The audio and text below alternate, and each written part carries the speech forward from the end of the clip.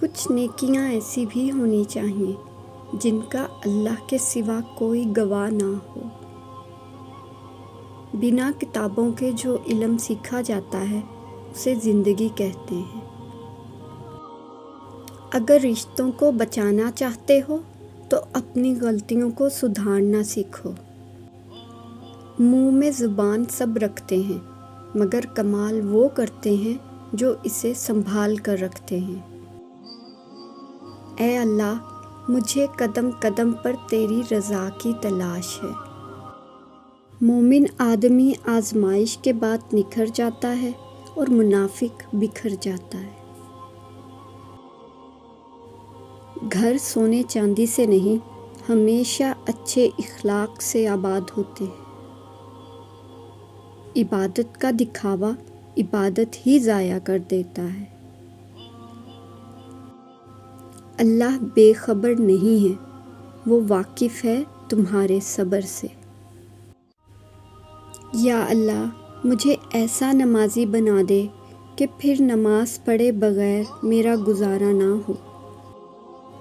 اگر مشکلات میں تم اللہ کی طرف لوٹ آؤ تو الحمدللہ کہو۔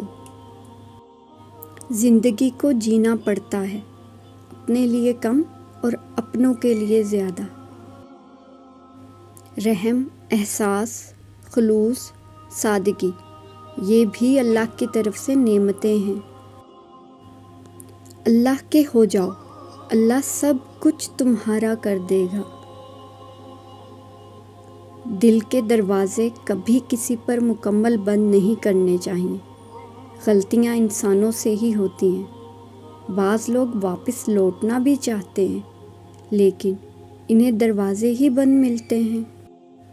خوش اخلاقی ایسا عطر ہے جسے جتنا زیادہ آپ دوسروں پر چھڑکیں گے اتنی ہی زیادہ خوشبو آپ کو اپنے اندر سے آئے گی۔ حقیقت تو یہ ہے، اللہ کے سوا ہر سہارا کمزور اور عارضی ہے۔ اگرچہ مختصر رہیں لیکن مخلص رہیں۔ کئی بناوٹی چاہنے والوں سے ایک مخلص چاہنے والا بہتر ہے۔ پھلدار کے نصیب میں ہے پتھروں کی چوٹ، یہ حوصلہ نہیں ہے تو پھر بے ثمر رہو۔ خزاں کے گرتے پتوں کو حقیر مت سمجھنا، کیونکہ انہی پتوں کے گرنے سے بہار آتی ہے۔ دعاؤں کے روپ میں ملنے والی محبتیں بہت قیمتی اثاثہ ہوتی ہیں۔ اگر کھوٹے سکے سے کچھ خریدنا ناممکن ہے تو نیتوں میں کھوٹ رکھ کے فلاح پانا بھی ناممکن ہے۔